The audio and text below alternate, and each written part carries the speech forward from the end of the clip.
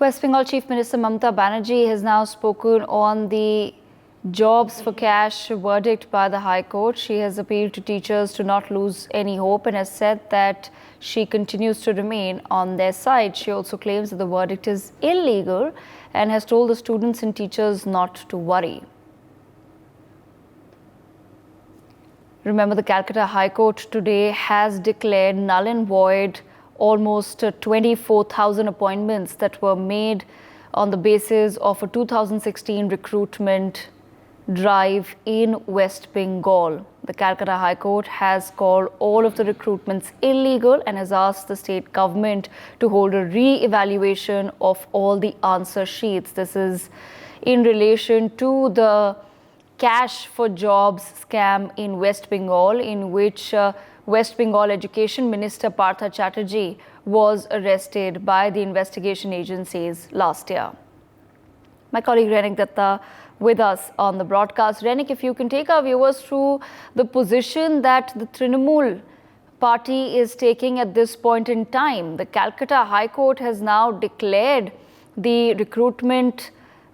drive null and void and has asked the state government to hold the recruitments once again, the test once again within 15 days.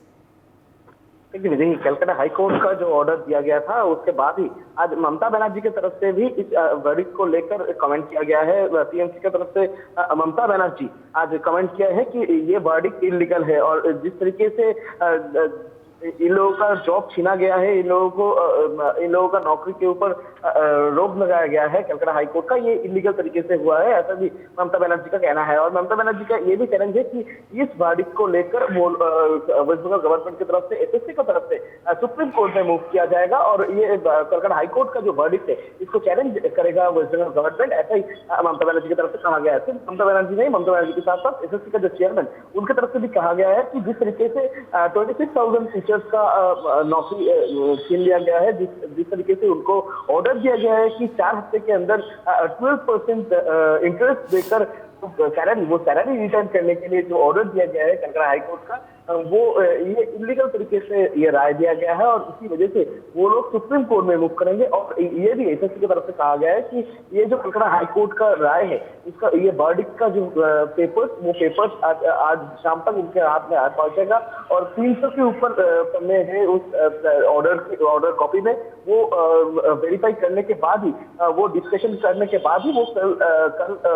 SSC की तरफ से supreme court move किया जाएगा और supreme court में वो लोग Calcutta high court का ये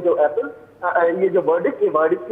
अगेंस्ट में वो लोग अपील करेंगे, वर्डिक्ट को चैलेंज करेंगे। दूसरी तरफ ममता बनर्जी की तरफ से भी कलकत्ता हाई कोर्ट का ये जो ऑर्डर, ये वर्डिक्ट के बाद ममता बनर्जी की तरफ से भी ये इसमें कमेंट किया गया है। ममता बनर्जी ने चैलेंज किया है ये वर्डिक्ट को और ममता बनर्जी की तरफ से कहा गया है कि